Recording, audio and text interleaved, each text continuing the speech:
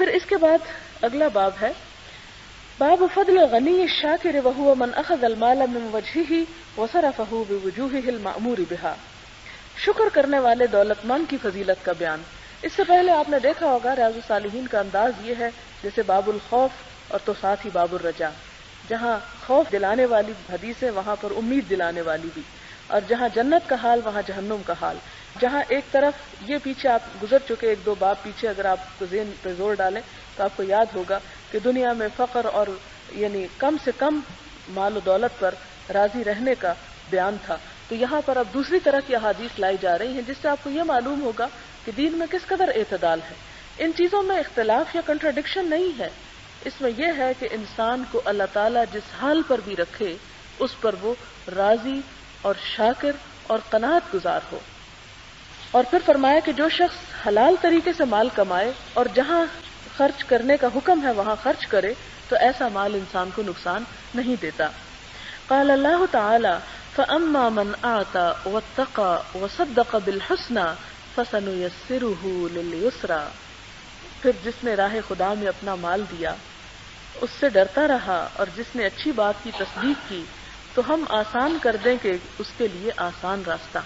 یعنی ہم اس کے لیے آسان راستہ آسان کر دیں گے، اسے ہم آسان راستے کی سہولت دیں گے، اس کے لیے نیکی کرنا ہم اور بھی آسان کر دیں گے۔ وقال تعالی وَسَيُجَنَّبُهَا الْأَتْقَى الَّذِي يُؤْتِي مَالَهُ يَتَزَكَّى وَمَا لِأَحَدٍ عِندَهُ مِن نِّعْمَةٍ تُجْزَى إِلَّا ابْتِغَاءَ وَجْهِ رَبِّهِ الْأَعْلَى وَلَسَوْفَ يَرْضَى۔ اللہ تعالیٰ کا ارشاد ہے اور دور رکھا جائے گا اس سے وہ نہایت پرہیزگار جو دیتا ہے اپنا مال اپنے دل کو پاک کرنے کے لیے، اور اس پر کسی کا کوئی احسان نہیں جس کا بدلہ اسے دینا ہو، بجز اس کے کہ وہ اپنے برتر پروردگار کی خوشنودی کا طلبگار ہے اور وہ ضرور اس سے خوش ہوگا، یعنی اللہ تعالیٰ اس بندے سے راضی ہوں گے یا وہ بندہ قیامت کے دن اللہ تعالیٰ کی طرف سے ملنے والے انعام پر راضی اور خوش ہو جائے گا۔ اسی طرح ایک اور آیت ہے ان تبدوا الصدقات فنعما هي وان تخفوها وتؤتوها الفقراء فهو خير لكم ويكفر عنكم من سيئاتكم والله بما تعملون خبير۔ اگر ظاہر کرو خیرات تو بہت اچھی بات ہے، یعنی دکھا کے بھی دے سکتے ہو اگر دل کے اندر ریاکاری کا نہیں ہے جذبہ، اور اگر پوشیدہ رکھو صدقوں کو اور دو انہیں فقیروں کو تو یہ بہت بہتر ہے تمہارے لیے، اور صدقے کی برکت سے مٹا دے گا تم سے تمہارے بعض گناہ، اور اللہ تعالیٰ جو کچھ تم کر رہے ہو خبر رکھنے والا ہے۔ یعنی اس کا مطلب کیا ہے کہ اگر انسان صدقہ خیرات ظاہر کر کے دیتا ہے تو بھی کوئی بات نہیں، یعنی اس میں کوئی گناہ نہیں ہے، لیکن گناہ کس میں ہے اگر انسان اس سے شہرت چاہے یا ریاکاری کا جذبہ دل میں ہو، اور یہ کہ اگر چھپا کے دے اور ضرورت مندوں پہ خرچ کرے تو اس کا بھی بہت ثواب ہے، اللہ تعالیٰ اس کے بدلے انسان کی گناہ خطائیں کوتاہیاں معاف کر دیں گے۔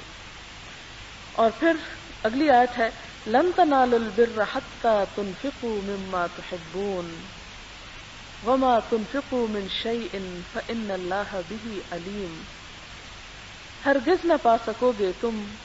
نیکی کو جب تک نہ خرچ کرو اللہ کی راہ میں ان چیزوں کو جن سے تم محبت رکھتے ہو، حتی تنفقوا مما تحبون، اور جو کچھ تم خرچ کرتے ہو اللہ تعالیٰ اسے یقیناً جانتا ہے۔ اس بارے میں بہت سی آیات ہیں اور چند ایک احادیث اب آپ کے سامنے ہیں۔ وعن عبد الله بن مسعود رضی اللہ عنہ قال قال رسول اللہ صلی اللہ علیہ وسلم لا حسد الا في اثنتين رجل آتاه الله مالا فسلطه على هلكته في الحق ورجل آتاه الله حكمة فهو يقضي بها ويعلمها متفق علیہ۔ حضرت عبداللہ بن مسعود سے روایت ہے، فرماتے ہیں کہ حضور صلی اللہ علیہ وسلم نے فرمایا حسد یا رشک جائز نہیں ہے مگر دو خصلتوں پر، ایک وہ شخص جس کو اللہ تعالیٰ نے مال عطا کیا ہو اور مال کو راہ حق میں بے دریغ خرچ کرنے کی صلاحیت بھی دی ہو، اور ایک وہ آدمی جس کو اللہ تعالیٰ نے حکمت عطا کی ہو یعنی علم، اور وہ اس حکمت کے ذریعے فیصلے کرتا ہو اور لوگوں کو حکمت کی تعلیم دیتا ہو۔ بخاری اور مسلم۔ اگلی حدیث ہے حضرت ابن عمر سے روایت ہے، حضور صلی اللہ علیہ وسلم نے فرمایا کہ حسد جائز نہیں مگر دو خصلتوں یعنی دو عادتوں پر، ایک وہ شخص جس کو اللہ تعالیٰ نے قرآن حکیم عطا فرمایا ہو اور اس کے دن رات قرآن کی تعلیمات کے مطابق بسر ہوتے ہوں، یعنی عمل بھی کرتا ہو، اور دوسرا وہ شخص جس کو اللہ تعالیٰ نے مال عطا فرمایا ہو اور وہ اپنے مال کو دن رات راہ خدا میں خرچ کرتا رہتا ہو۔ بخاری اور مسلم۔